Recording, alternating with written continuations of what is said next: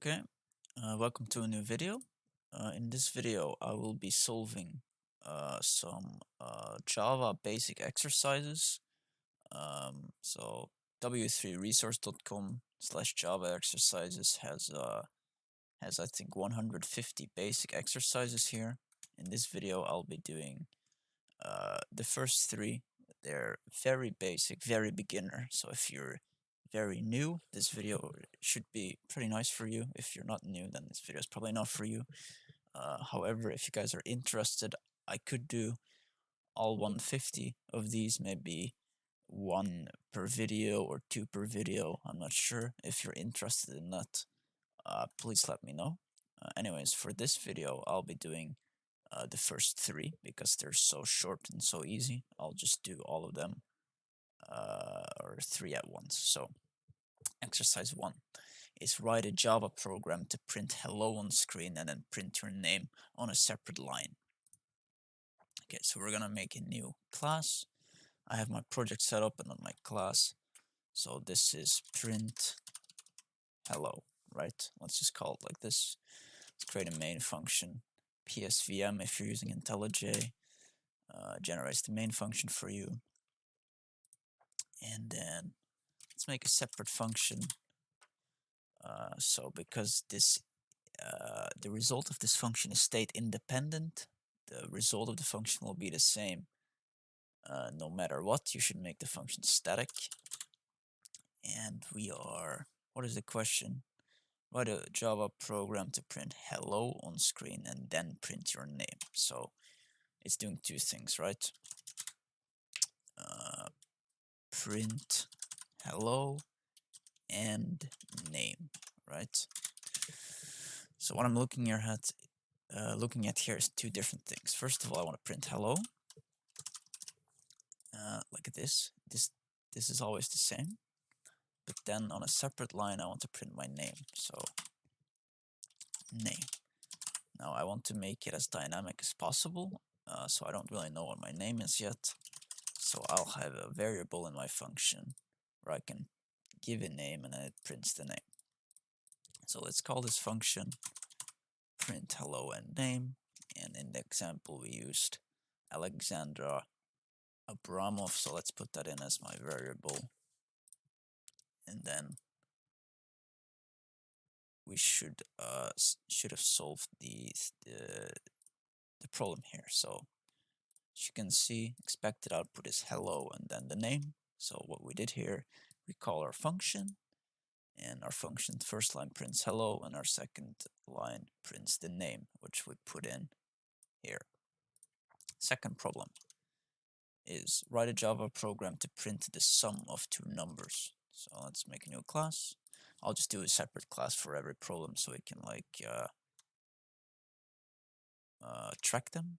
Maybe call it two sum of two numbers. Is there a way to add a number to a class name? I'm not sure. Whatever, I'll just do it like this. Sum of two numbers. So same thing. Main method. Let's make some a function that returns the sum of two numbers.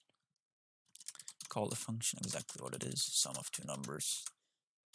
Number one, number two, and we return number one plus number two. So yeah, it's that easy. So let's print sum of two numbers. The example says test data 74 and 36. 74, 36. Let's run it. The result should be 110, and we print 110. There you go. I think most people will understand this. That's why I'm not explaining this very thoroughly. If you want me to explain this more, I will. But I think people will struggle more with more difficult problems. So I will go a little bit faster through these. So let's go for the last one for this video. And please give me feedback if you want me to do more problems or not. Or if you have problems for me that you're like, I think this is difficult, can you explain this? something like that, just let me know. Let's make a new class. So the last problem is write a Java program to divide two numbers and print on the screen. So let's call it divide two numbers. Main method. Divide two numbers. So we're going to have a let's return an integer, I guess.